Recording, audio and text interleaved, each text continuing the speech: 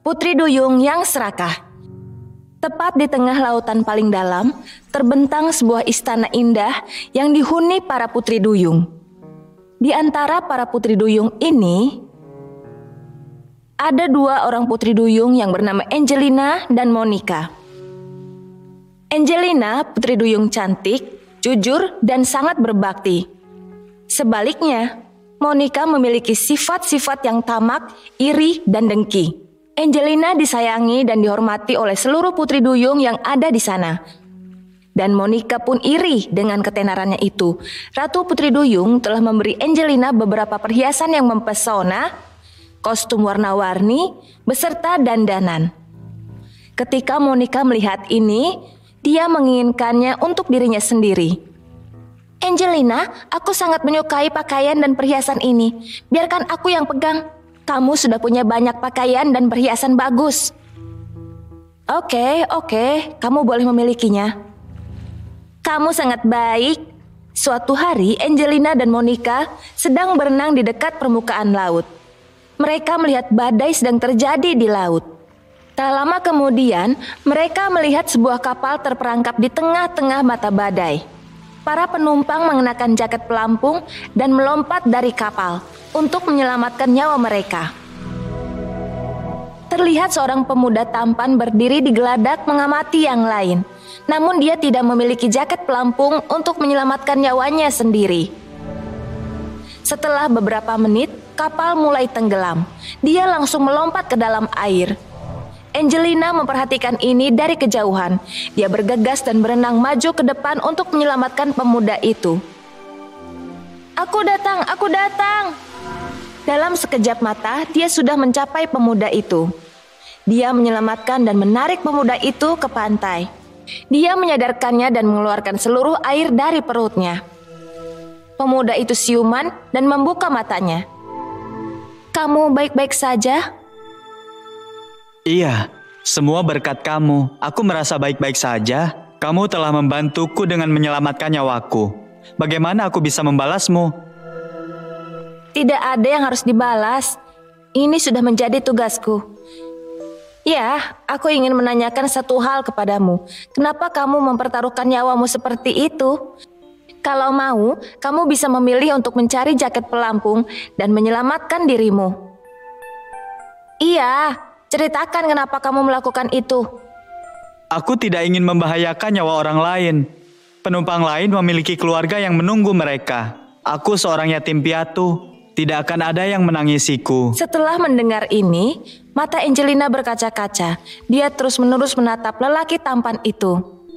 Lelaki itu terus menatap Angelina juga. Monica cemburu karena mereka begitu saling tertarik. Bayangkan kalau kami tidak di sini hari ini untuk menyelamatkan kamu. Ayo Angelina, kita harus kembali. Angelina bergeming. Dia pun memperkenalkan dirinya dan Monica ke pemuda itu.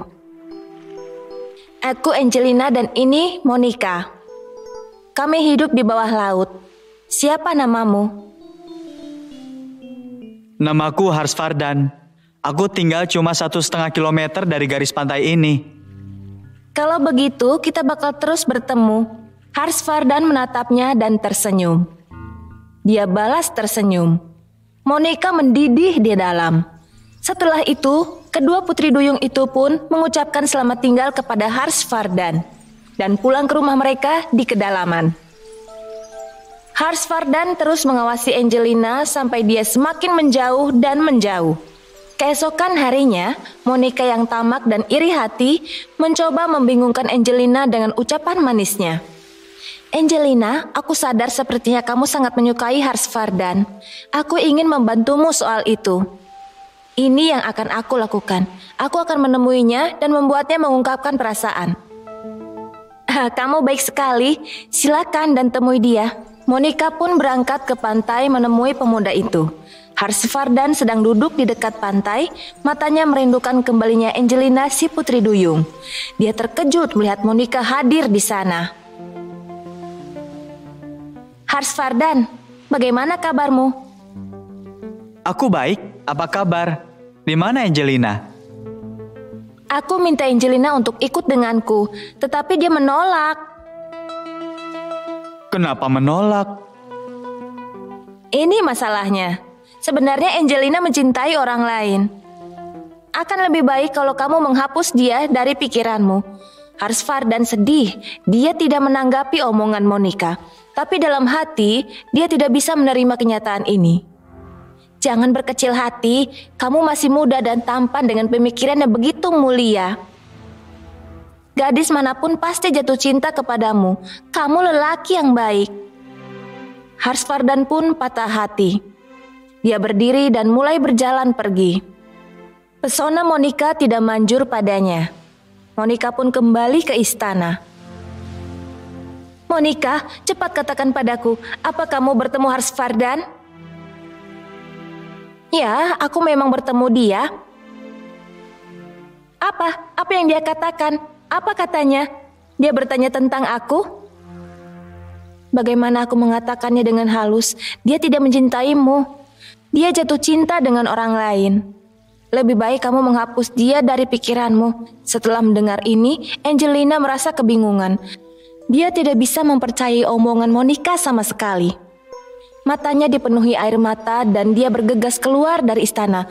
Beberapa hari berlalu, Harsvardan dan Angelina sama-sama merasa sedih dan kehilangan. Keinginan Monica untuk menjadikan Harsvardan miliknya semakin bertambah setiap hari. Harsvardan masih duduk di tepi pantai, berharap Angelina akan datang suatu hari nanti. Dia ingin mendengar kebenaran darinya secara langsung. Suatu hari ketika Harsvardan sedang duduk di tepi pantai dan tengah tenggelam dalam pikirannya, Monica mendekatinya, diikuti pula oleh si Angelina. Ketika melihat Angelina, ada percikan kembali di mata pemuda itu. Wajahnya berseri-seri dengan cinta lagi. Harsvardan, bagaimana kabarmu? Anehnya masih hidup, masih menunggu hatiku sembuh. Bisa aku bertanya sesuatu padamu? Tanya saja. Siapa gadis beruntung yang mampu mencuri hatimu itu? Kamu. Tapi kamu... Angelina memegang tangan Harsvardan.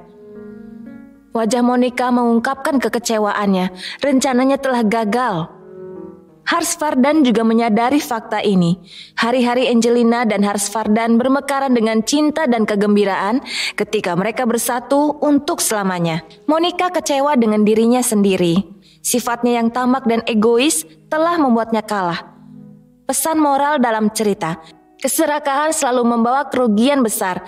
Mencoba mencuri milik orang lain adalah sebuah dosa.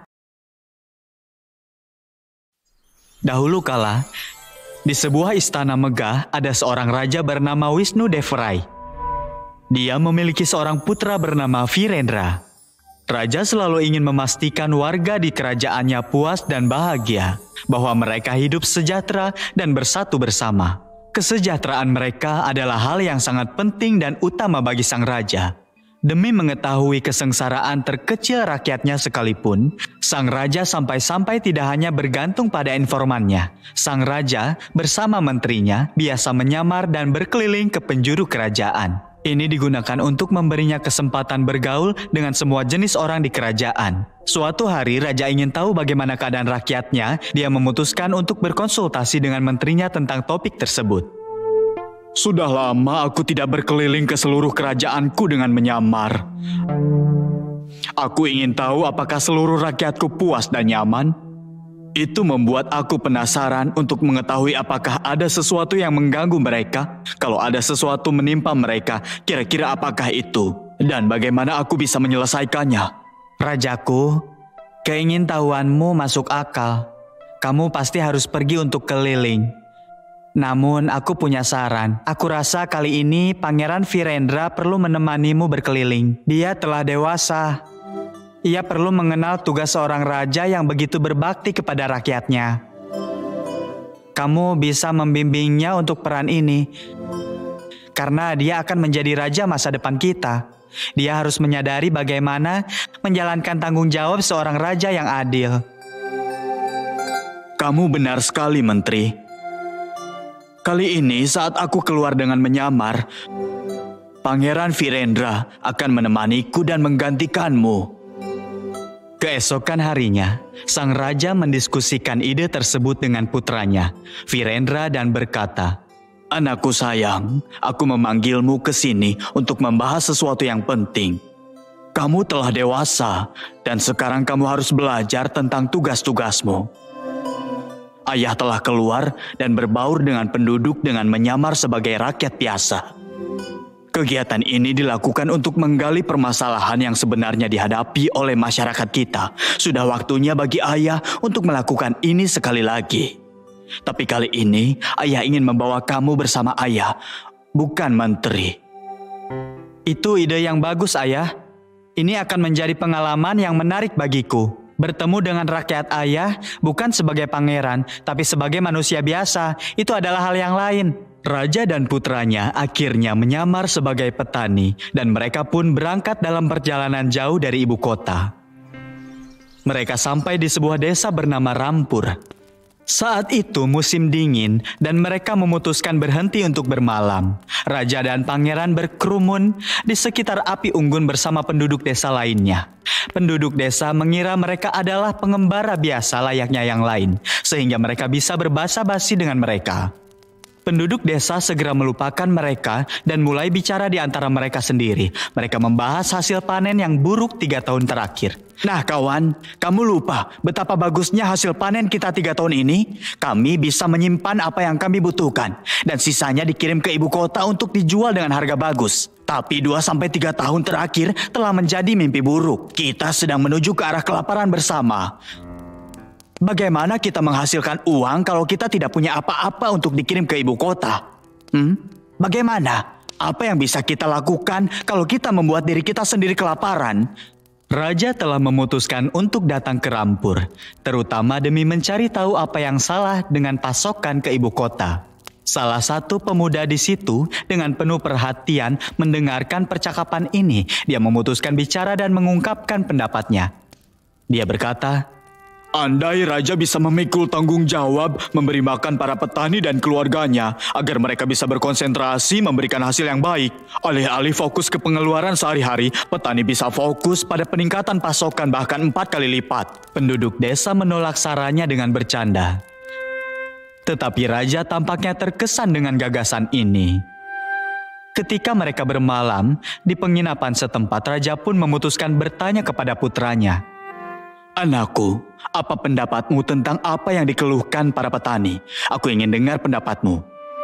"Ayah, aku yakin kalau ada yang mendapatkan sesuatu gratis tanpa berbuat apa-apa sebagai imbalan, alih-alih termotivasi, mereka hanya akan berpuas diri." Raja Wisnudevrai terus memikirkan apa yang dikatakan oleh para petani dan pangerannya. Malam-malamnya menjadi gelisah, dia mencoba mengambil keputusan. Keesokan harinya mereka kembali ke ibu kota. Raja meminta rapat dengan menterinya. "Menteri, aku dalam dilema yang aneh.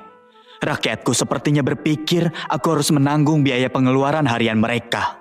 Dengan begitu, alih-alih fokus memenuhi kebutuhan sehari-hari keluarga mereka, mereka bisa fokus memperbaiki hasil panen. Tetapi pangeran percaya dengan melakukan ini, rakyat akan menerima begitu saja dan berhenti bekerja sama sekali. Bagaimana pendapatmu?"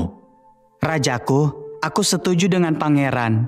Sejarah telah menunjukkan setiap kali kita beri orang-orang dengan kemewahan gratis, mereka malas dan berpuas diri.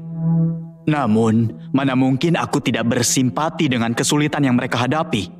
Aku telah memutuskan bendahara kerajaan akan menanggung pengeluaran mereka, setidaknya untuk beberapa hari. Dalam beberapa hari, kita akan tahu itu membuat mereka termotivasi atau malas." Pengumuman pun dibuat, mengabarkan tentang pembukaan dapur gratis di Rampur. Semua makanan akan diberikan cuma-cuma kepada seluruh penduduk desa. Sebagai imbalannya, para petani diharapkan termotivasi dan bekerja di ladang mereka tanpa rasa khawatir. Hasil panen yang berlebih harus dikirimkan ke ibu kota. Mereka akan dibayar dengan adil dan mahal untuk usaha mereka itu. Setelah pengumuman ini, menteri berusaha meyakinkan raja sebaliknya. "Maaf aku mengungkapkan pendapatku, hai raja, tapi aku tetap merasa lebih baik kalau penduduk desa dilengkapi alat petani modern dan lebih baik yang menghasilkan hasil lebih tinggi. Mereka bisa saja diperkenalkan dengan teknik pertanian lebih baru dan efisien." Raja telah mengambil keputusan dan tidak mengindahkan nasihat menteri. Maksud kamu apa, hai menteri? Apa kamu mempertanyakan kecerdasan dan otoritasku? Kamu pikir aku tidak peduli dengan rakyatku? Aku mampu membuat keputusan sendiri. Aku memiliki keyakinan penuh bahwa ini akan berhasil demi yang terbaik. Sesuai perintah raja, dapur gratis pun akhirnya dibuka untuk seluruh rakyat Rampur. Mereka menerima makanan yang enak-enak dan sehat setiap hari. Setelah mengisi perut, mereka pun bergegas berangkat bekerja. Beberapa hari kemudian, Raja Wisnudevrai meminta laporan tentang kemajuan yang telah dicapai. Menteri, kumpulkan petugasmu agar kami bisa ke Rampur untuk menilai. Aku pribadi yang akan mengawasi ladang. Aku yakin seluruh penduduk desa pasti telah bekerja sangat keras. Dan tanaman pasti sudah mekar penuh. Kalau seorang lelaki mendapat makanan gratis, dia akan kehilangan motivasi dan kehilangan minat untuk bekerja apapun. Lihatlah sekelilingmu. Lihatlah, semua orang santai tanpa ada kekhawatiran. Mereka tidak peduli pada dunia. Mereka tidak lagi tertarik pada produksi tanaman. Raja Wisnudevrai menyadari rencana besarnya cacat dan telah gagal. Dia segera memerintahkan penutupan dapur gratis. Sebagai gantinya, sesuai saran menteri, penduduk desa diberikan alat-alat petani terbaru, pupuk kandang dan bibit unggul. Pada tahun berikutnya, ketika hasil panen di Rampur didata, ternyata meningkat 4 kali lipat dari jumlah sebelumnya. Penduduk desa kini juga bisa jual lebih banyak hasil dengan mengirimkan surplus ke ibu kota. Dahulu kala, ada seorang raja bernama Bima memerintah kerajaannya. Dia tulus dan proaktif. Kalau ada masalah, dia akan mencoba menyelesaikannya dengan segera mungkin. Namun, Ratu sang istri sedih karena mereka hingga kini belum memiliki anak sendiri. Raja tahu akan kemurungan sang ratu.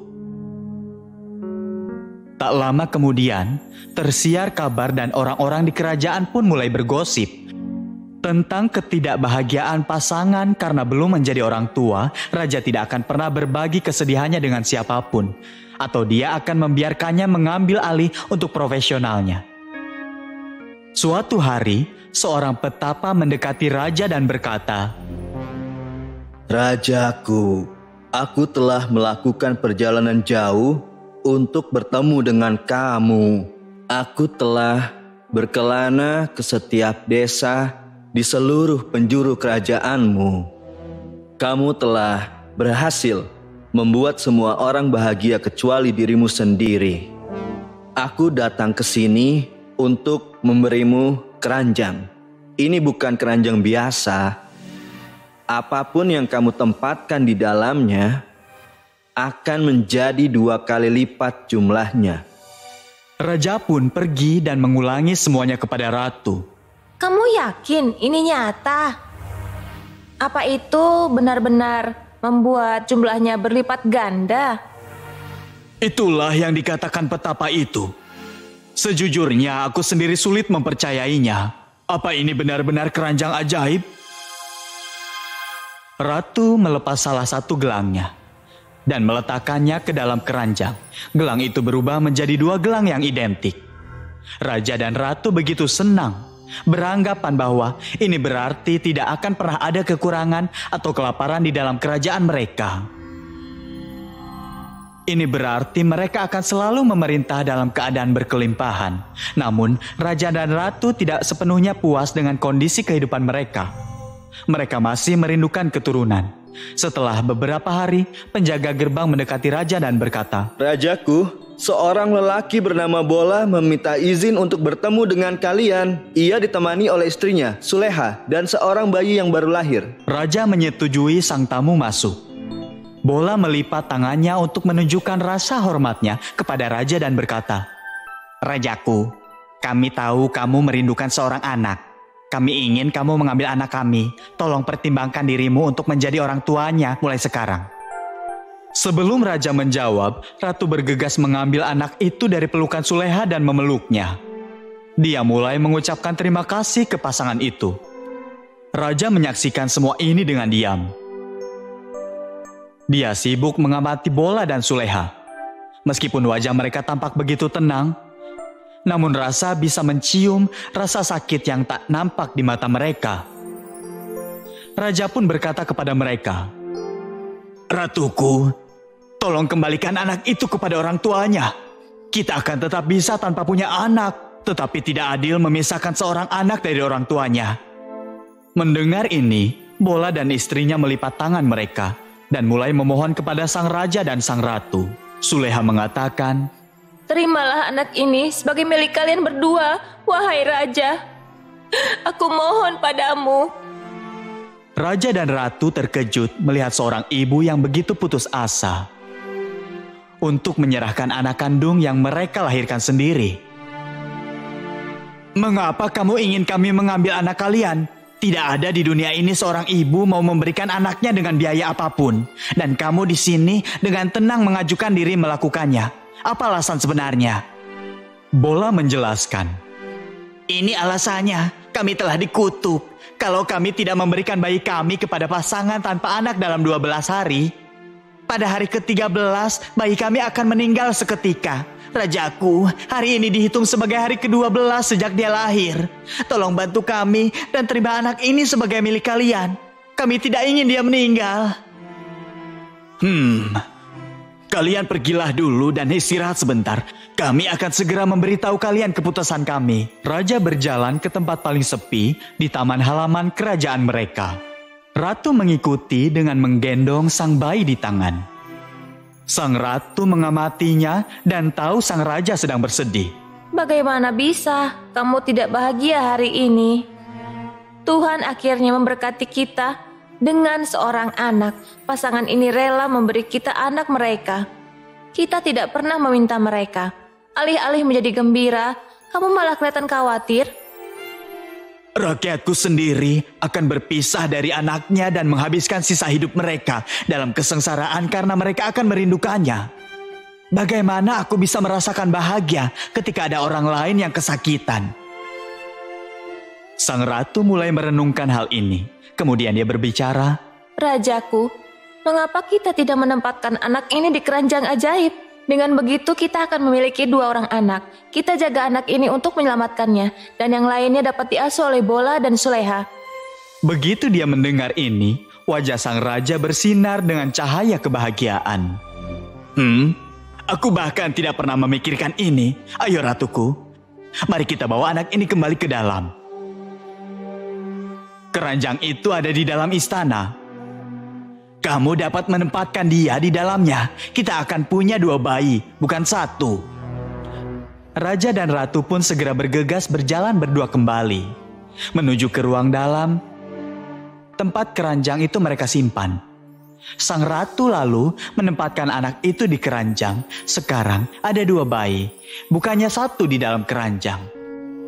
Raja mengambil anak kedua dan ratu pun bergegas mengambil bayi yang asli.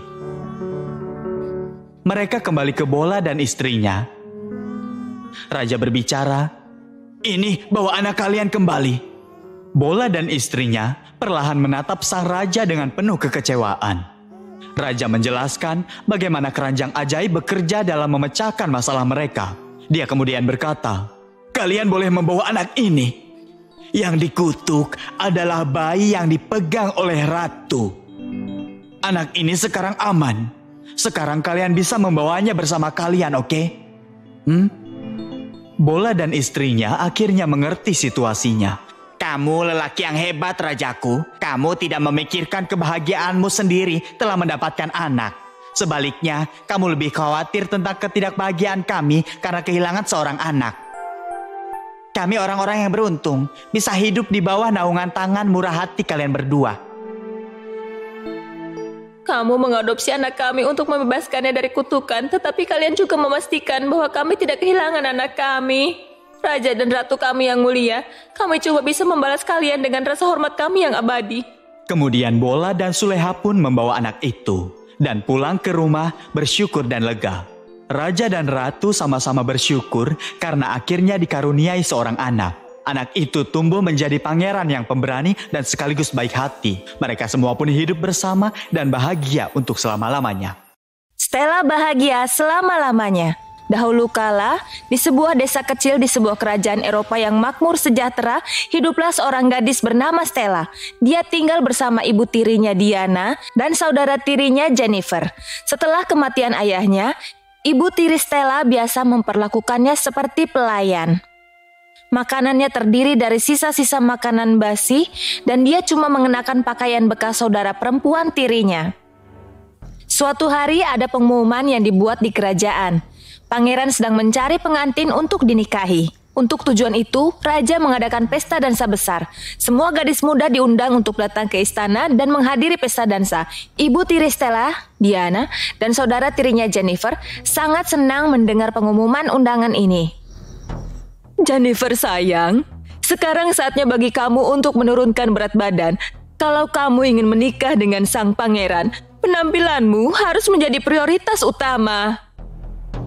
Sekarang, di mana gadis malang ini? Cepatlah, Stella. Ya, Ibu, aku datang. Tugasmu menyajikan makanan untuk Jennifer sekarang. Pertama timbang dulu agar aku setujui lalu sajikan. Kamu harus merawat dia baik-baik. Kamu sudah paham? Ya, Ibu. Aku paham. Aku harus memastikan penampilan Jennifer terbaik untuk pesta sang pangeran. Stella, ambilkan sepatu kami. Kami harus keluar untuk membeli sesuatu. Stella cepat pergi dan mengambil sepatu mereka. Keduanya pun segera berangkat berbelanja. Stella berharap dia bisa pergi ke pesta dansa itu. Ibu, bisakah aku ikut kalian ke pesta dansa juga? Aku berjanji tidak akan kelihatan. Tidak bisa. Tidak boleh sama sekali. Kami tidak mau membawamu. Jangan pernah sampai berpikiran begitu. Kamu mengerti? Hidi, sepatu kami bisa kedodoran nanti. Ibu dan putrinya itu pun berangkat membeli kostum dan barang-barang lainnya untuk mempersiapkan pesta dansa sang pangeran Robert. Stella yang malang diam-diam masuk ke dalam dan merasa sedih. Dia duduk di dekat jendela dan mulai menangis. Tetesan air matanya jatuh pada bunga lili di pot dekat jendela. Tiba-tiba, seorang peri cantik muncul di depannya. Ada apa anakku? Mengapa kamu begitu sedih? Kamu siapa? Siapa? Namaku Lily. Aku peri bunga. Ayo, sekarang katakan padaku, kenapa kamu menangis? Stella menceritakan kesengsaraannya kepada Lily. Cuma ada 1 minggu tersisa bagiku untuk ikut pesta dansa pangeran. Adikku Jennifer menghadiri pesta itu, tapi izinku malah ditolak. Stella, anakku, jangan khawatir. Aku akan membantumu siap-siap ke pesta dansa. Tapi Ibu Peri, aku bahkan tidak punya pakaian yang layak untuk dipakai. Kalau orang melihatku berdandan seperti ini, mereka pasti menertawakan penampilanku nanti. Stella, demi Tuhan, kamu adalah gadis yang cantik. Untuk urusan berdandan, serahkan padaku. Peri membawa secercah harapan baru ke dalam kehidupan Stella. Malam pesta pangeran akhirnya tiba. Stella, kita berangkat ke pesta sekarang. Jaga rumah dan demi Tuhan jangan habiskan semua makanannya ya. Kamu tampaknya cukup lapar akhir-akhir ini. Kalau kami kembali nanti, rumah harus bersih dan rapi. Pastikan itu ya. Silakan berangkat bersenang-senang. Ketika kalian kembali, kalian akan mendapati rumah bersih. Maka Jennifer dan Diana pun berangkat ke pesta dansa. Stella bergegas menuju bunga itu dan memercikan beberapa tetes air ke atasnya. Si peri Lily pun akhirnya muncul. Stella, kamu terlihat berseri-seri. Semua kerja keras yang kamu lakukan membuat kamu terlihat bugar dan bersinar. Aku harap begitu. Tapi apa yang harus aku lakukan dengan kostum dan sepatuku? Bahkan rambutku pun tidak tertata dengan benar dan rapi. Bukankah aku berjanji kepada kamu bahwa itu adalah bagian urusanku? Peri melingkarkan tongkat sihir bintangnya yang berkilauan di atas kepala Stella. Dan dandanan Stella pun langsung lengkap. Rambut panjang yang lurus, gaun berhias kristal, sepatu yang empuk dan memikat perhatian, sarung tangan sutra yang terasa selembut awan di tangan ketika dipakai. Saat Stella melihat dirinya di cermin, dia tercengang. Apakah ini benar-benar aku? Aku tidak percaya ini nyata. Aku cuma mengganti pakaian dan sepatumu. Pancaran sinar di wajahmu selalu ada. Kenyataannya, kamu adalah gadis yang sebenarnya sangat cantik sejak dulu. Ibu peri, terima kasih banyak. Semoga aku tidak terlambat untuk ke pesta dansa. Jangan khawatir soal itu. Aku telah mengatur untuk itu juga. Transformasi Stella selesai dan sekarang dia bisa keluar dari rumah. Sebuah keretanan indah yang dikemudikan oleh kuda putih sedang menunggunya di luar. Dia masuk ke dalam dan berangkat menuju ke pesta dansa. Istana dipenuhi banyak gadis yang datang untuk menghadiri pesta dansa. Pangeran Robert sedang duduk di singgasana yang ditempatkan di puncak tangga. Stella menarik perhatian sang pangeran dan dia menuruni tangga untuk mendekatinya. Boleh aku berdansa denganmu? Tentu bisa, dengan senang hati pangeran. Robert dan Stella pun menari bersama. Gadis-gadis lain melihat mereka dengan iri. Raja dan ratu di sisi lain sangat senang melihat mereka bersama. Di dalam hati, mereka tahu bahwa putra mereka telah menemukan calon istrinya. Yang juga menonton ini adalah ibu tiri dan saudara perempuan Stella. Mereka pun meninggalkan istana dengan marah dan iri. Stella melihat mereka pergi dan mulai gelisah. Dia tahu kalau dia tidak sampai di rumah sebelum mereka tiba di sana, dia harus membayar mahal. Stella buru-buru menjauh dari pangeran, meninggalkan salah satu sarung tangannya. Dia melompat ke kereta dan bergegas pergi. Begitu sampai di rumah, dia berubah kembali jadi dirinya yang dulu. Dia cepat-cepat membersihkan seluruh perabotan rumah yang dia tinggalkan. Setelah beberapa waktu, terdengarlah suara ketukan di pintu depan rumah. Apakah kamu sudah tuli? Aku sudah mengetuk 2 kali. Maafkan aku ibu, aku sedang membersihkan rumah. Mungkin itu sebabnya aku tidak mendengar ketukan itu. Kamu menyebut ini bersih-bersih? Separuh rumah masih kotor. Sampai menyelesaikan ini dan membuat rumah terlihat bersih berkilau, kamu tidak akan dapat makan malam. Dan jangan macam-macam. Stella diam-diam senang karena mereka kesal, namun dia sedih karena dia tidak bisa menghabiskan cukup waktu dengan sang pangeran.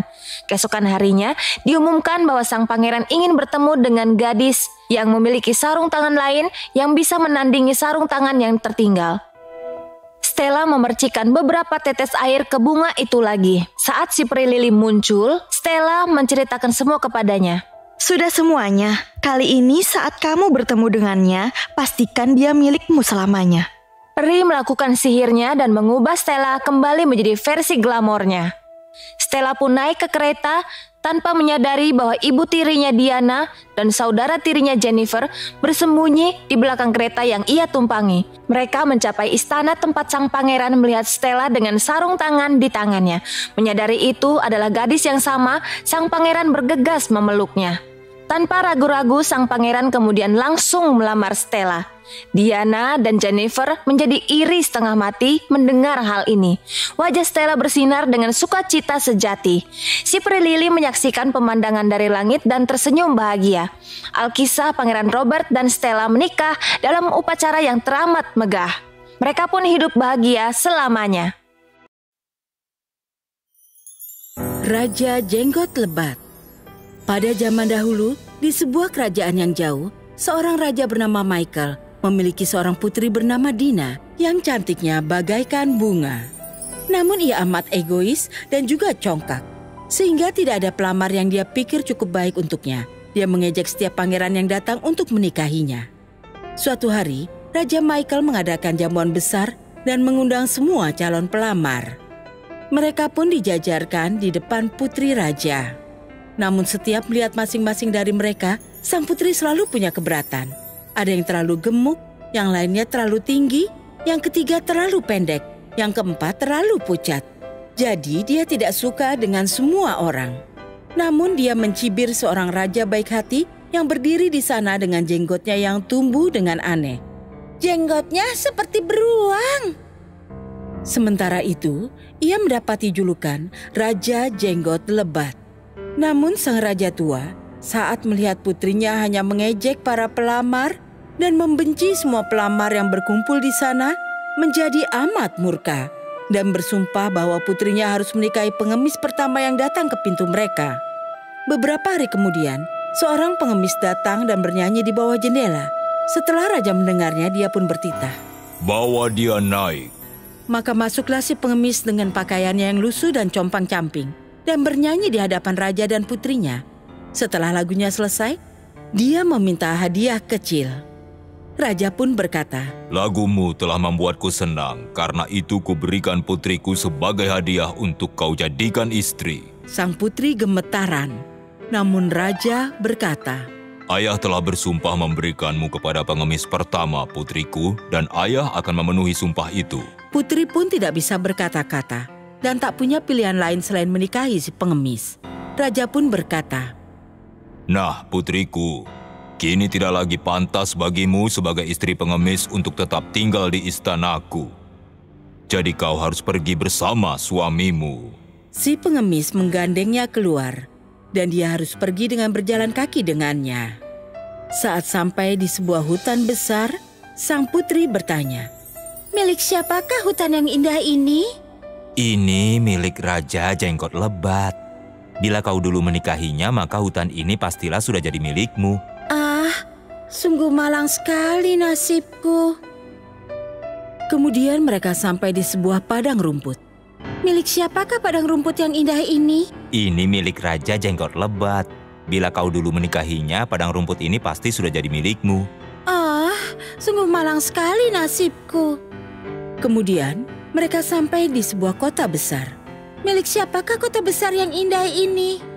Ini milik Raja Jenggot Lebat. Bila kau dulu menikahinya, kota ini pasti sudah jadi milikmu. Ah, sungguh malang sekali nasibku. Akhirnya mereka tiba di sebuah gubuk yang amat kecil. Ah, ya Tuhan, milik siapakah gubuk yang kecil dan jelek ini? Ini adalah rumahku, di mana kita akan tinggal bersama. Sang putri pun memasuki gubuk. Di mana pelayannya? Pelayan apa? Kau kini istriku, buatkan aku makan malam. Aku sangat lelah. Jadi, aku kini pelayanmu? Benar. Namun Dina tidak bisa memasak sama sekali. Jadi si pengemis harus membuat makan malamnya sendiri. Lalu mereka pergi tidur. Namun si pengemis memaksa Dina untuk bangun pagi-pagi sekali. Selama beberapa hari, mereka hidup seperti ini dan menghabiskan seluruh persediaan mereka. Istriku, kita tidak bisa terus-menerus tanpa penghasilan. Aku akan coba menjual panci gerabah. Kau harus ke pasar dan menjual gerabahku. Bila ada orang dari kerajaan ayahku datang ke pasar dan melihatku berjualan di sana, mereka pasti akan mengejekku. Namun si pengemis sedang tidak berselera untuk mendengarkannya. Keesokan harinya, sang putri berjualan di pojok pasar. Namun tiba-tiba datanglah pengendara kuda mabuk. Dan kudanya menginjak panci-panci yang dia jual hingga hancur berkeping-keping. Dia mulai menangis, tidak tahu harus berbuat apa. Tidak. Dia berlari pulang dan menceritakan musibah ini pada si pengemis. Jangan menangis, aku lihat kau tidak bisa bekerja sama sekali. Jadi aku tadi ke istana raja kita dan bertanya apakah ada lowongan bagi seorang pelayan dapur. Dan mereka berjanji mempekerjakanmu. Dengan begini kau bisa dapat makanan tanpa harus bekerja keras. Dina kini menjadi pelayan dan melakukan pekerjaan kotor. Di kedua kantungnya, dia mengikatkan sebuah kendi kecil untuk membawa pulang sisa makanan. Dan tiap malam, dia membawa pulang makanan untuk suaminya. Pada pernikahan putra sulung Raja, si putri miskin pergi ke ruang tahta kerajaan dan berdiri di dekat pintu untuk menyaksikan. Namun para pelayan yang membawa nampan penuh makanan lezat berjalan melewatinya. Para pelayan merasa kasihan padanya dan memberikan beberapa potong makanan padanya. Dina mengambil dan meletakkannya ke dalam kendi untuk dibawa pulang. Kemudian putra sang raja masuk. Saat dia melihat wanita cantik yang berdiri di dekat pintu, dia memegang tangannya dan ingin berdansa dengannya. Namun Dina menolak dan mundur ketakutan. Karena dia melihat bahwa itu adalah Raja Jenggot Lebat, pelamar yang pernah dia tolak dengan kata-kata yang menyakitkan. Namun dia tidak bisa menolak, dan Raja Jenggot Lebat membawanya ke ruang dansa. Saat mereka sampai di tengah lantai dansa, tali di kantungnya yang mengikat kendinya putus. Dan kendinya jatuh di lantai. Makanan pun berhamburan kemana-mana. Dina merasa amat malu. Dina melompat ke pintu dan hendak pergi dari sana. Namun di tangga, sang pangeran menangkapnya dan membawanya kembali. Pangeran berkata dengan lembut padanya, "Jangan takut. Aku adalah si pengemis dan juga si penunggang kuda. Karena cintaku padamulah, maka aku menyamar." Terkadang, tanpa kesederhanaan, kita tidak bisa mencapai sikap bersahaja. Dina pun menangis sambil berkata, "Aku tidak pantas untuk menjadi istrimu." Tenanglah, hari-hari kelam kini telah berlalu. Sekarang kita akan rayakan pernikahan kita. Lalu para pelayan datang dan mendandaninya dengan pakaian yang amat indah. Dan ayahnya beserta seluruh warga istana mendoakan supaya pernikahannya dengan Raja Jenggot Lebat berbahagia. Setelah itu, mereka pun hidup bahagia untuk selamanya. Selesai. Pangeran Kecil Pemberani dan Temannya. Kisah ini dimulai di kerajaan Virosnagar. Raja dan Ratu Virosnagar memutuskan untuk pergi naik kereta, meninggalkan putra mereka yang baru berusia 12 tahun Anggat Kumar kembali ke istana.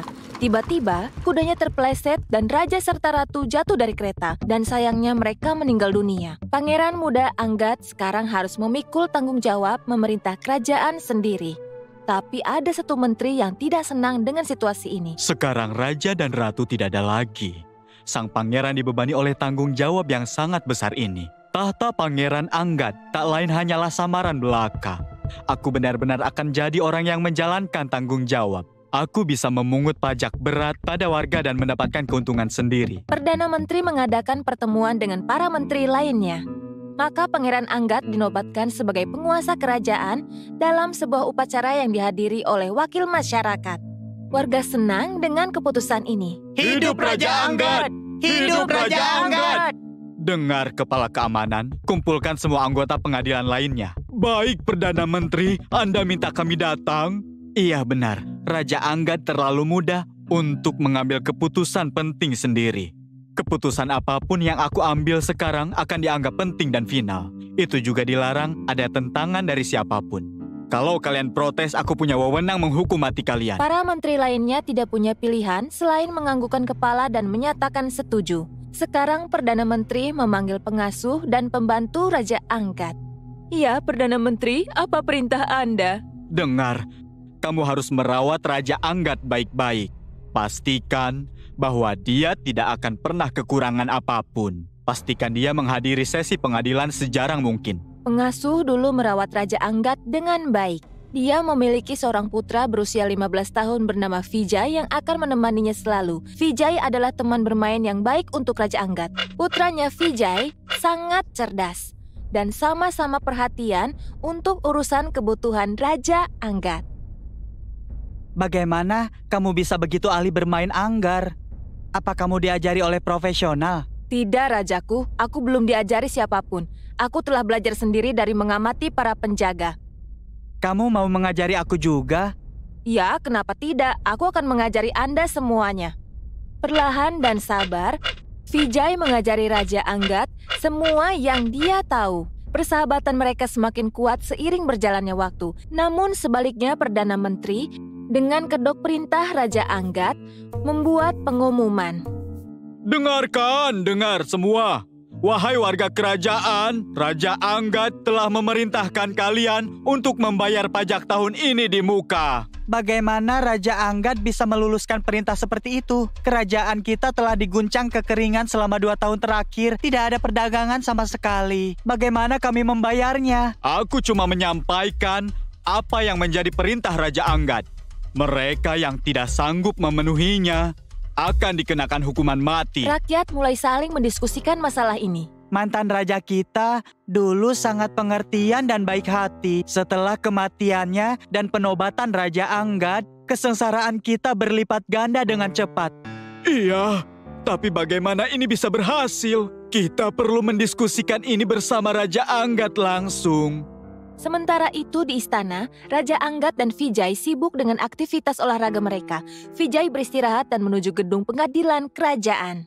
Dia melihat Perdana Menteri memukul warga dengan tongkat. dia tak sengaja mendengar Perdana Menteri bicara. Kalian pikir kalian bisa datang ke sini bertemu Raja Anggat dan membongkar rencanaku? Apa kalian tidak sadar bahwa dia adalah raja untuk pertunjukan semata? Aku akan menjadi penguasa sebenarnya dari kerajaan ini, cuma aku. Lalu Perdana Menteri memberikan perintah. Bawa dia pergi dan kunci dia. Vijay sengaja mendengar semua dan dia pergi menceritakan semuanya kepada ibunya. Ibu, apa ibu tahu apa yang terjadi di sini? Perdana Menteri berbuat tidak adil atas nama Raja Anggat. Iya anakku, ibu sudah tahu hal ini. Tapi apa yang bisa kita lakukan? Kalau kita memberitahu Raja Anggat tentang ini dan Perdana Menteri pun tahu, kita berdua akan dihukum mati. Tapi Bu, aku tidak bisa membiarkan ini terjadi. Aku akan beritahu Raja Anggat semuanya karena aku teman baiknya. Vijay dan Raja Anggat sedang bermain di dalam istana. Vijay mendorong Raja Anggat dan dia jatuh ke tanah. Raja Anggat berbicara kepada Vijay. Vijay sahabatku, kenapa kamu melakukan itu? Kenapa kamu mendorongku? Lihat sekarang cedera. Aku tidak melakukan apa-apa. Kamu lebih tua dariku, namun kamu mendorongku. Lihat aku jadi cedera. Ini ketidakadilan bukan? Vijay, apa maksudmu mengatakan ketidakadilan tengah terjadi pada rakyat kita? Kemudian Vijay pun menjelaskan semua kezoliman yang menimpa para warga kerajaan. Lalu Vijay mengatakan, Raja Anggat, mari kita berdua menyamar dan keluar pada malam hari untuk memahami perasaan masyarakat. Kamu benar sekali, Vijay. Ayo kita lakukan itu malam ini. Raja Anggat dan Vijay keluar dan berbaur dengan warga. Sekelompok orang sedang berbicara. Bagaimana kita bisa pergi menemui Raja Anggat? Seluruh kabinet menterinya korup. Apalagi kalau kita ingin bertemu seorang menteri, bahkan penjaga pun minta uang. Dari mana kita mendapatkan begitu banyak uang? Raja Anggat dan Vijay mulai berbicara dengan sekelompok warga. Aku Raja Anggat, tolong beritahu aku masalah kalian. Aku datang ke sini dengan menyamar hanya demi memahami masalah kalian. Semua orang berbicara dengan Raja Anggat tentang masalah masing-masing. Raja Anggat terkejut setelah mendengar keterus-terangan tersebut. Dia meyakinkan warga bahwa segala sesuatunya akan membaik mulai sekarang. Dan bahwa dia sendiri yang akan bertanggung jawab. Keesokan harinya, Raja Anggat muncul di istana. Perdana Menteri, tolong kumpulkan semua penjaga. Baik Rajaku. Yang mulia, apa perintah Anda? Raja Anggat memberikan perintah kepada penjaga lainnya. Penjaga, hancurkan penjaga yang korup ini sampai kulitnya terlepas dari tulangnya. Jangan Rajaku, tolong jangan sakiti kami. Kami tidak salah. Kamu larang masyarakat bertemu denganku. Tidak cuma itu, kamu mengambil uang dari mereka, kamu menerima suap. Tidak Raja, kami diperintahkan oleh Perdana Menteri melakukan itu. Kalau tidak, kami dihukum mati. Tidak Raja Anggat. Saya tidak melakukan itu. Mereka berbohong. Wahai penjaga, tangkap menteri korup yang satu ini dan pukuli dia sampai dia meringkuk kesakitan. Raja Anggat membuat pengumuman kepada masyarakat. Semua orang dibebaskan dari membayar pajak sampai musim hujan tiba. Vijay memberitahunya, kita perlu memastikan kabinet kita terdiri dari menteri-menteri yang jujur. Kita perlu mulai ke negara-negara tetangga untuk membangun hubungan yang baik. Dengan begitu kita bisa terhindar dari perang dan konflik. Maka Raja Anggat dan Vijay pun berangkat ke negara-negara tetangga bersama tim menteri yang jujur. Mereka mengulurkan tangan persahabatan kepada para penguasa di sana. Kerajaan diperintah dengan efisien dan transparan. Masyarakat akhirnya bisa menjalani kehidupan yang damai dan bahagia. Putri Penyesalan. Dahulu kala, pada suatu hari yang penuh badai, di istana Maharaja dari Maharashtra, seorang putri kecil bernama Garima lahir. Untuk mengekspresikan kebahagiaan mereka, Raja dan Ratu membagikan emas permata kepada orang-orang di kerajaan mereka. Waktu berlalu dan Garima pun berusia 6 tahun. Suatu hari dia mengajukan permintaan aneh ke ibunya. Ibu, bawakan aku bulan bintang. Oh Garima, apa kamu kehilangan akal? Bagaimana mungkin bisa memetik bintang dari langit? Raja keluar dari kamarnya saat itu. Hahaha, jangan resah sayangku. Kamu ingin bintang-bintang? Ayah akan mengirim menteri mengambilnya untuk kamu. Atas perintah raja, menteri pergi dan mengambil beberapa bintang kertas. Setelah menerimanya, Putri Garima sangat senang. Oh, terima kasih ayah. Ayah yang terbaik, tak pernah mengecewakan aku. Rajaku, perlakuanmu telah memanjakannya. Tuhan tahu bagaimana dia akan berubah nanti. Hahaha, bukan itu masalahnya, Ratuku. Semakin dia tumbuh, dia akan menjadi semakin dewasa. Akhirnya, tibalah ketika sang putri berusia 16 tahun. Namun, tidak ada perubahan nyata dalam sikap atau kebiasaannya. Dia terus menyerang para pelayan dan menghina mereka semua, memperlakukannya tidak manusiawi. Suatu hari, seorang pelayan datang ke kamar Garima dengan semangkuk kir. Hidup sang putri, ratu mengirimkan kir ini untukmu. Dia minta kamu mengonsumsinya saat masih hangat. Baik, taruh dan tinggalkan, aku makan nanti. Maafkan saya, tapi ratu memintamu memakannya sekarang. Garima tersinggung dan melemparkan kir langsung ke wajah pelayan itu. Siapa kamu memerintahku begitu? Keluar dari sini. Mendengar keributan yang keras, raja dan ratu memasuki kamar Garima dan memahami skenarionya. Perilaku apa ini Garima? Apakah ini caramu memperlakukan pembantu? Tepat sekali ibu, dia pembantu, tidak bisa bicara dengan aku dengan suara tinggi. Dengarkan aku putriku, tenang. Pelayan ini sekarang akan ditunjukkan jalan ke pintu. Bravo rajaku, ini bagus untuk mengajarnya benar dan salah. Kalau ayah di mana-mana selalu mentolerir sikap tercela putrinya, maka masa depan kaum perempuan tidak memiliki harapan lagi. Oh, ayolah ibu, berhentilah berkhotbah. Bantu aku singkirkan pelayan ini dari pandanganku. Setelah pertengkaran ini, Garima keluar dari istana dengan keretanya untuk menghilangkan stres. Ada gemuruh di langit dan dalam beberapa menit, guntur dan kilat menimbulkan badai besar. Kerajaan terjebak dalam banjir dan sungai mulai banjir. Seluruh kerajaan digempur oleh badai ini. Kerajaan kita sedang dalam kondisi buruk karena badai yang terjadi. Aku sangat berharap Garima aman sekarang. Menurutku dia pasti terjebak di luar sana. Aku menjadi sangat khawatir. Menteri, cepat pergi dan cari putriku secepatnya. Iya rajaku. Pasukan, siap-siap. Kita harus pergi mencari putri. Saat badai mereda, menteri berangkat bersama tentara untuk mengejar putri Garima. Meski sudah cari selama 2 hari, sang putri tidak bisa ditemukan. Tidak berhasil dalam misi mereka, mereka pun kembali ke istana. Kamu kembali, menteri. Di mana putriku Garima? Apa dia masih kesal dengan kita? Maafkan aku, ratuku. Kami tidak berhasil melacak sang putri. Apa maksudmu?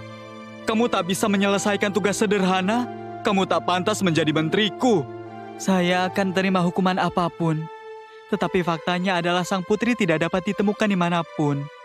Kira-kira apakah dia masih hidup juga? Sudah banyak orang yang meninggal karena banjir yang terjadi ini. Wajah mereka tidak bisa dikenali karena tubuh mereka yang telah membengkak. Setelah mendengar ini, ratu pingsan dan jatuh. Raja mulai menangis bukan main. Putri Garima tersapu banjir dan sungai pun membawanya ke desa tempat tinggal mantan pembantunya. Orang yang sama yang dia hina dengan sangat buruk. Mengapa orang banyak berkumpul di dekat tepi sungai? Coba aku ke sana melihatnya. Ketika melihat Putri Garima, pelayan itu seketika langsung mengenalinya. Putri, ini aku pelayanmu. Buka matamu, Putri. Apakah kamu mengenalinya? Iya, ini Putri Garima kita. Sepertinya dia tersapu banjir dan tak sengaja mendarat di sini. Tapi kenapa dia tidak bicara? Sepertinya dia pingsan.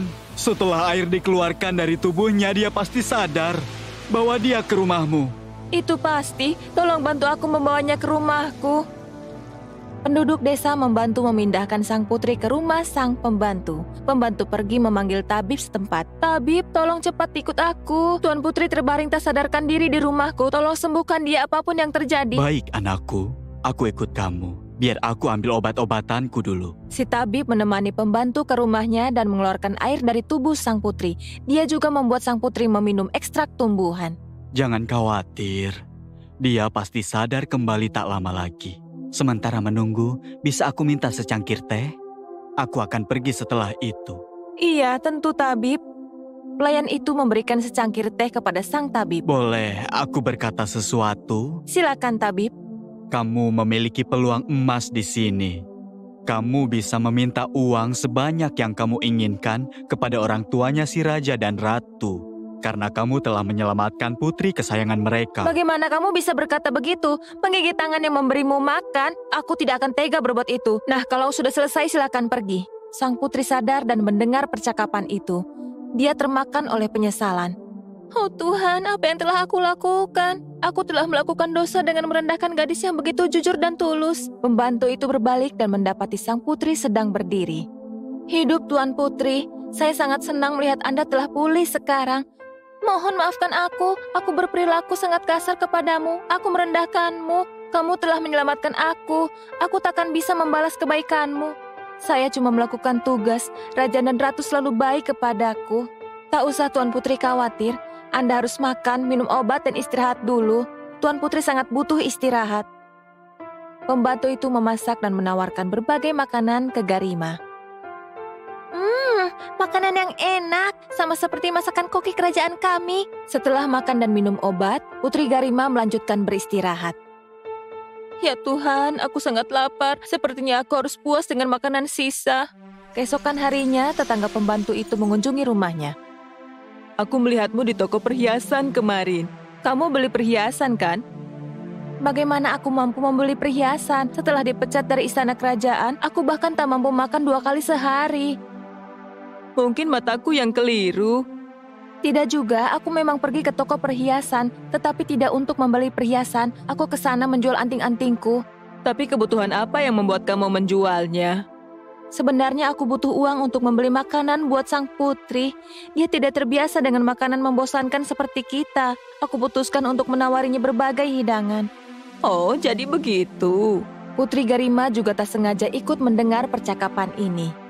Sementara itu, Raja dan Ratu tiba di rumah sang pembantu didampingi si tabib. Kamu telah mengundang kematianmu sendiri dengan menculik putri kami. Di mana kamu? Tunjukkan wajahmu. Si pembantu dan Tuan Putri akhirnya keluar setelah mendengar suara raja. Ayah di sini. Kami sangat gembira melihat kamu hidup. Terima kasih Tuhan, pelayan itu tidak menyakitimu dengan cara apapun. Ratuku, mana mungkin saya tega menyakiti putri kita sendiri. Diam kamu. Kalau tabib tidak memberi kami berita ini dengan imbalan, kami tidak akan tahu keberadaan anak tunggal kami ini. Tenang ayah, tabib ini serakah. Ayah tak perlu memujinya. Biarpun dia mengiminginya, pelayan yang jujur ini tidak goyah. Tidak cuma itu, dia jual perhiasannya sendiri untuk menyediakan makananku. Benarkah itu anakku? Iya, itu benar. Satu-satunya yang bersalah adalah si tabib ini. Hari ini aku benar-benar menyesal telah dilahirkan sebagai seorang putri. Harusnya aku lahir di gubuk. Disinilah nilai-nilai moral sebenarnya ada di antara orang miskin, bukan di istana. Maafkan aku, anakku. Kamilah yang sebenarnya salah. Prajurit, tangkap tabib ini dan jebloskan dia ke penjara bawah tanah. Aku minta belas kasih-Mu, Rajaku. Aku dibutakan oleh keserakahan. Mohon ampuni aku. Maka sang tabib pun ditangkap. Ayah, ibu, pembantu tidak akan lagi tinggal di gubuk ini. Dia akan tinggal di istana bersama kita. Terserah maumu, putriku. Kami akan mengungkapkan pertobatan kami juga. Mereka berempat hidup bahagia di istana untuk waktu yang lama.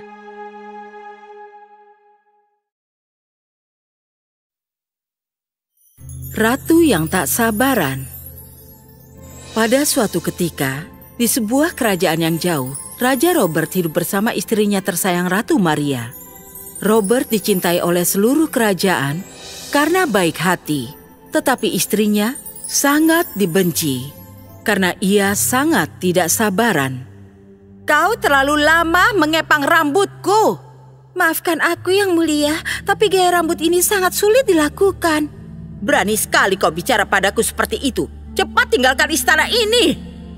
Oh Maria, kenapa kau begitu? Dia sudah berusaha. Ia tidak cukup cepat.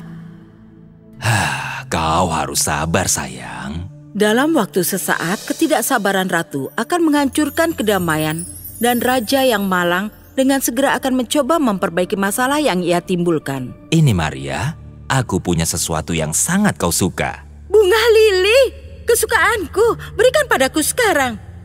Raja Robert bertanya-tanya bagaimana cara membuat istrinya mengerti untuk bersabar. Suatu hari, raja sedang berada di halaman istana memikirkan Maria. Aku tidak mengerti. Dulu dia sangat baik dan ramah sebelum menikah denganku. Lalu Raja Robert menyadari ada sesuatu yang mengambang di sungai. Apa itu? Seorang bayi? Dari mana datangnya? Oh, malang sekali. Ayo kita bawa ke rumah. Astaga, di mana Robert? Sudah lama ia tidak terlihat. Maria, lihat, aku temukan seorang bayi mengapung di sungai. Seorang bayi? Tapi bagaimana dia bisa ada di sana? Lihat, ada sebuah catatan. Kepada siapa saja yang menemukan bayiku, tolong rawat ia dengan baik. Raja dan ratu merasa bingung, namun menerima tanggung jawab dan pemberian bayi yang berharga. Raja sangat menyukai bayi itu dan memutuskan untuk membawanya ke istana. Kau akan diberi nama Diana. Diana adalah anak yang hangat dan penyayang. Dan setelah beberapa tahun, ia tumbuh menjadi gadis yang cantik. Ada sebuah mahkota ajaib istimewa yang tersimpan di istana, tapi tidak pernah bersinar selama beberapa tahun. Suatu hari, Diana pergi berkeliling ke seluruh istana. Menyusuri banyak ruangan, ia mendatangi menara terlarang. Wow, tempat ini tinggi sekali. Oh, pintu besar apa ini? Ia mendekati dan mendorong pintu yang misterius. Oh, ini berat sekali. Mengapa ada sebuah mahkota di sini? Saat ia berjalan mendekat, mahkota tiba-tiba mulai bersinar. Sebaiknya aku beritahu ayah dan ibu tentang ini. Diana, ayah sudah bilang agar menjauh dari sana. Tapi ada sebuah mahkota di sana dan mahkotanya bersinar. Bersinar? Bersinar? Oh, kalau begitu ayah ikut senang untukmu. Aku tidak mengerti. Akan ayah jelaskan jika kau sudah dewasa. Sementara raja merasa senang, ratu merasa marah akan mahkota itu. Malam itu, ia pergi menyelinap keluar istana dan pergi menemui seorang penyihir yang ia kenal. Jangan khawatir, yang harus kau lakukan adalah memasangkan cincin ini pada jari suamimu. Sihir di dalamnya akan membuatnya membenci Diana. Maria mengangguk, lalu segera meninggalkan tempat itu. Esoknya, ia memasangkan cincin itu di jari sang raja. Keesokan harinya, saat mereka terbangun, Ayah, ibu, aku membuat kue untuk kalian. Raja Robert melirik pada Diana, lalu meringis. Sihirnya mulai bekerja. Diana? Oh, maafkan aku. Aku hanya ingin kau mencicipi kue yang kupanggang. Ini terlalu asin. Apa? Tidak, ini rasanya manis bagiku. Sihir yang ada pada cincin membuat rasa manis pada kue menjadi terasa tidak enak bagi raja. Dan itu berlanjut melukai persahabatan mereka. Pada suatu hari yang sepi, Diana pergi mengunjungi ruangan di mana terdapat mahkota legenda di dalamnya. Ini mahkota yang sangat cantik. Seperti apa ya kalau aku memakainya?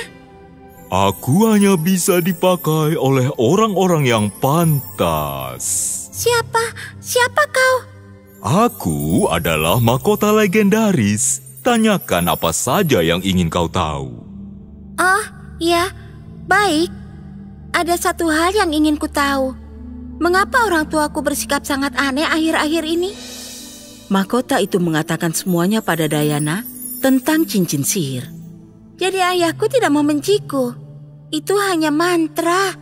Tapi ibuku... Tidak, bukan ibumu yang menginginkan mahkota, tapi sang penyihir. Ibumu wanita yang tidak sabar, tapi dia masih wanita yang sangat baik. Mahkota mengatakan pada Diana bahwa penyihir ingin menguasai kerajaan lewat kekuatannya. Tapi itu terlalu berbahaya baginya. Maka ia mencoba mengendalikannya lewat Maria. Tapi bagaimana cara kita mematahkan mantra dari ibu? Ratu harus mematahkannya sendiri dengan belajar bersabar. Diana mendapat sebuah ide. Ibuku sangat menyukai bunga lili. Mungkin jika ia belajar cara menanamnya dan sabar merawatnya, mantranya akan patah. Tapi bagaimana cara mendapatkannya? Tanyakan padaku dan kau akan mendapatkannya lewat sihirku. Dengan menggunakan sihir mahkota, Diana membuat sebuah taman bunga lili berwarna pink yang cantik. Tapi tak lama kemudian, Ratu meminta tukang kebun untuk merawatnya. Oh tidak, seharusnya bukan itu yang terjadi. Lalu saat Maria sedang mengunjungi kebun, ia merasa sangat marah melihat beberapa bunganya layu. Ia berteriak pada tukang kebun, "Kalau kau tak bisa merawat bunga lili, aku yang akan melakukannya." Diana merasa sangat senang karena Ratu sekarang setiap hari terlihat bekerja di kebun. Maria senang melihat bunga-bunga lili itu terlihat sangat kuat, sehingga ia tidak marah lagi. Bersabar merawat bunga-bunga, mengubahnya menjadi sabar terhadap orang lain juga. Diana menyadari perubahan pada Maria. Dan suatu hari ia mengatakan padanya, "Ibu, apakah bunga-bunganya belum mekar?" "Belum, tapi aku merasa senang selama mereka sehat." mereka akan mekar pada waktunya. Lalu ratu jatuh pingsan. Mantranya patah. Dan saat ratu terbangun, ia dalam kondisi baik-baik saja. Hal pertama yang ia lakukan adalah melepaskan cincin dari jari suaminya. Raja pun ingat apa yang terjadi beberapa hari sebelumnya. Kenapa aku bersikap seperti itu pada Dayanaku tersayang? Aku punya sesuatu untuk ibu. Dayana mengangkat mahkota dan meletakkannya di kepala sang ratu. Lalu mahkota bersinar. Sepertinya kalian berdua layak memakai mahkota itu. Aku rasa Dayana yang harus memakai mahkota ini. Ia sangat pantas karena kesabarannya telah menyelamatkan kita semua. Dan lalu kerajaan menjadi tempat yang penuh kegembiraan lagi. Raja sangat senang melihat hal ini. Dayana terus bersikap baik seperti sebelumnya. Ia mengajarkan semua orang bahwa kesabaran itu baik dan bisa berubah jika kau belajar untuk menghargai orang lain dan biarkan mereka mekar pada waktunya. Selesai. Bunda Holly. Pada zaman dahulu, hiduplah seorang janda yang memiliki 2 orang putri. Yang satu amat cantik, sederhana dan pekerja keras, bernama Julia. Sedangkan satunya jelek, sombong, dan pemalas, bernama Jade. Namun si janda lebih menyayanginya daripada Julia. Dia menyuruh Julia melakukan semua pekerjaan rumah. Setiap hari aku harus duduk di pinggir sumur dan memintal hingga jariku berdarah. Jadi, dia harus membasuh jarinya yang berdarah dengan air sumur. Namun pada suatu hari, jarum pintalnya jatuh ke sumur. Apa yang telah kulakukan? Ibu tiriku akan menghukumku karena menghilangkan jarum pintalnya. Aku harus masuk ke sumur dan mengambilnya. Gadis itu tidak punya pilihan selain melompat ke dalam sumur untuk mengambil jarum pintalnya. Dia terus berenang hingga akhirnya dia tertidur. Saat terbangun, dia sudah berada di tanah di bawah sebuah pohon elder. Di mana aku? Aku tidak bisa ingat apa yang terjadi padaku. Kenapa aku bisa ada di tempat yang indah ini? Saat dia berjalan, dia memanjat gunung hingga sampai di sebuah oven yang penuh roti. Roti itu memanggilnya. Keluarkan aku, kalau tidak aku bisa gosong. Aku sudah cukup dipanggang. Maka si gadis pun berjalan dan mengambil spatula dan mulai mengeluarkan semua roti bundar, satu demi satu. Dengan hati-hati dia menempatkan mereka di meja dekat situ dan melanjutkan perjalanan. Lalu dia sampai di sebuah pohon yang penuh dengan apel merah. Pohon itu berteriak padanya. Guncangkan aku, lepaskan semua apel ini. Baik, aku akan membantumu. Aku akan menguncangmu hingga semua apel jatuh ke tanah.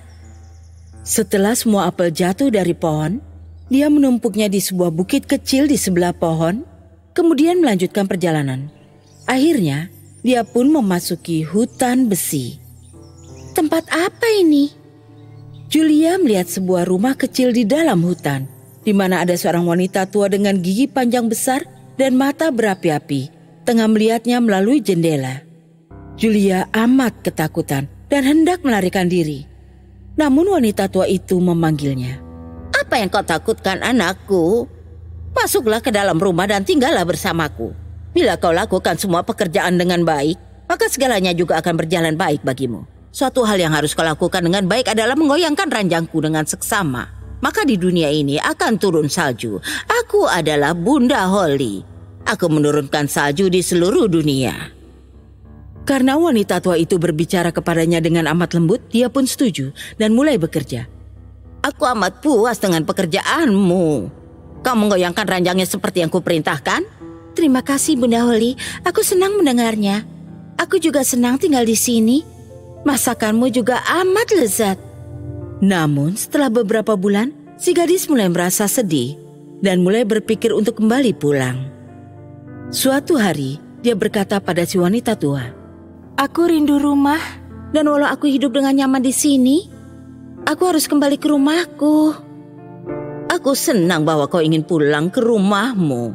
Dan karena kau sudah melayaniku dengan amat baik, aku akan memulangkanmu. Dia memegang tangan gadis itu lalu membawanya ke pintu emas besar. Saat dia melewatinya, hujan emas yang lebat menjatuhinya, membuat gaunnya berubah menjadi emas.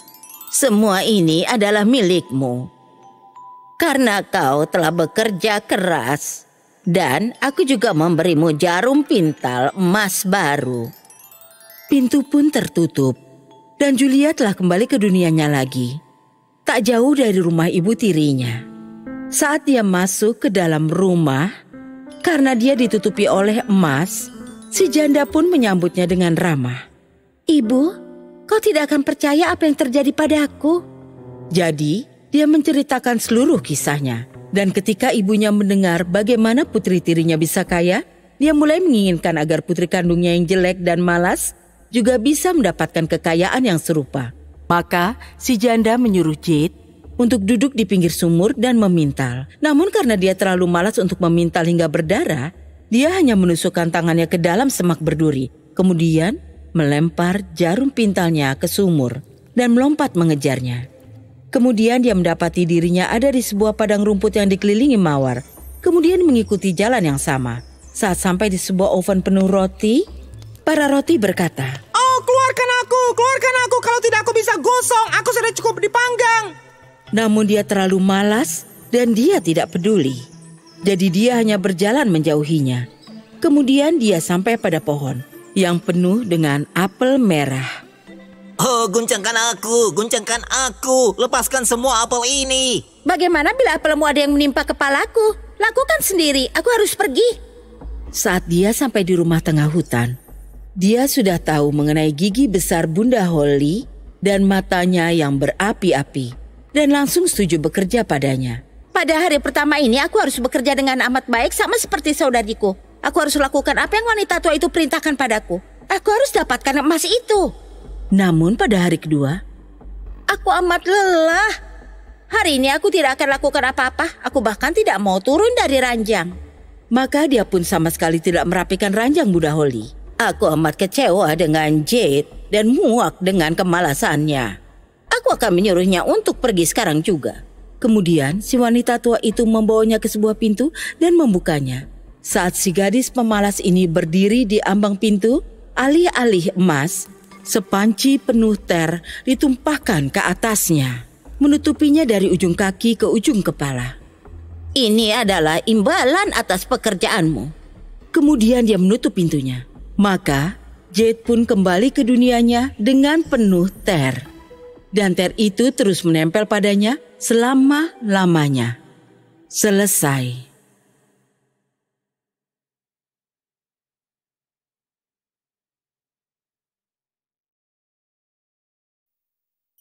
Syarat-syarat Sang Maha Kuasa.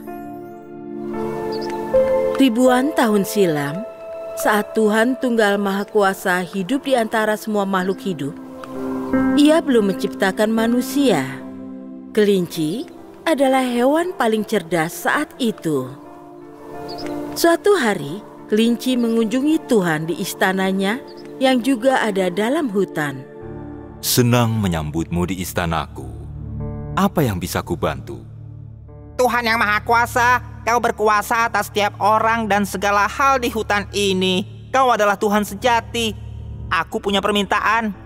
"Permintaan apakah itu?" Hanya satu hal, kumohon jadikanlah aku cerdas dan bijak. Wah. Setiap orang ingin jadi kaya, dan kau minta aku membuatmu lebih cerdas. Mengapa?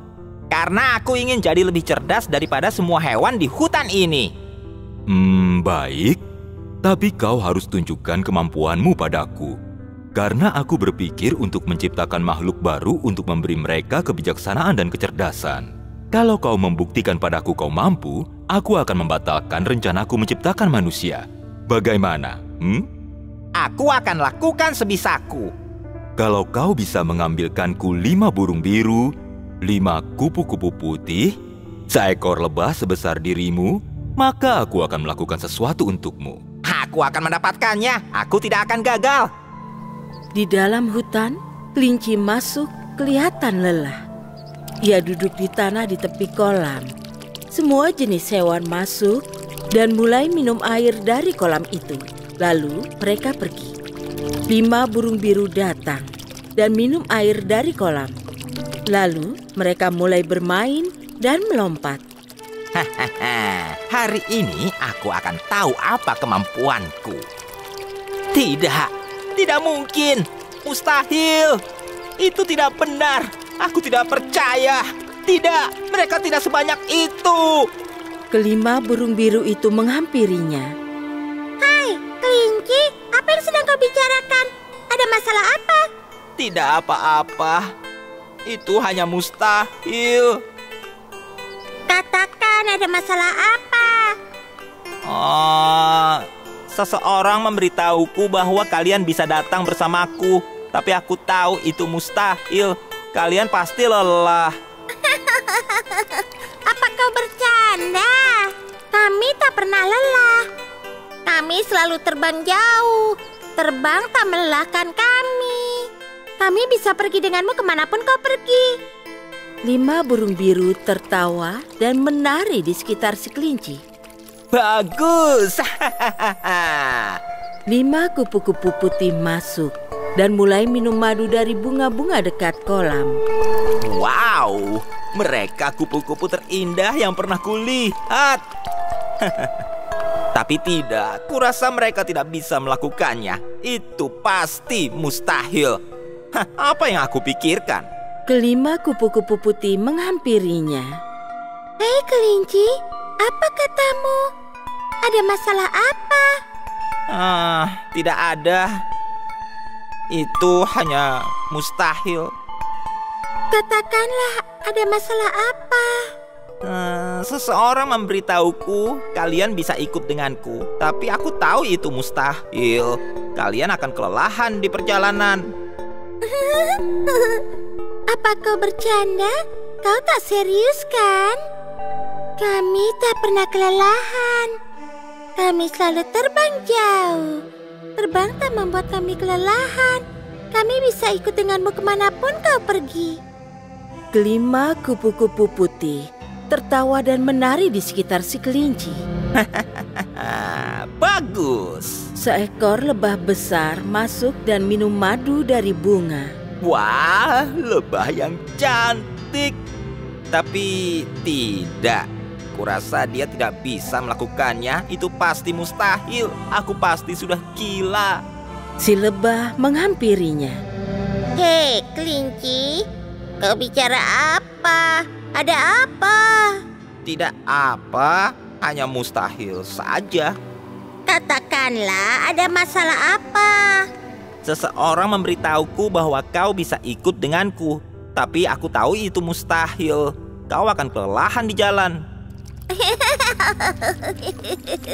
Apa kau bercanda? Tidak, aku tidak bisa. Aku tak pernah kelelahan. Aku selalu bepergian jauh.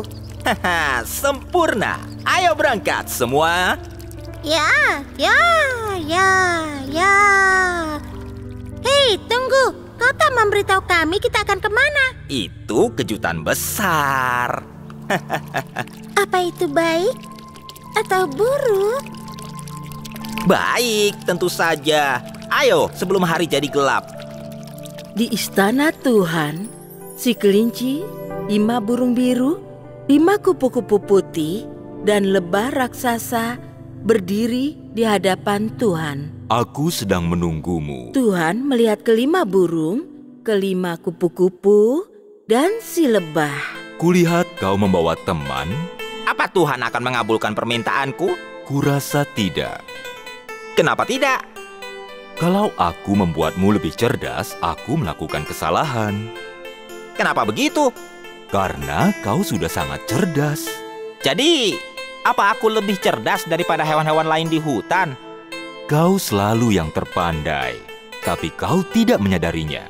Apa permintaanmu? Mereka semua mulai bicara di waktu bersamaan.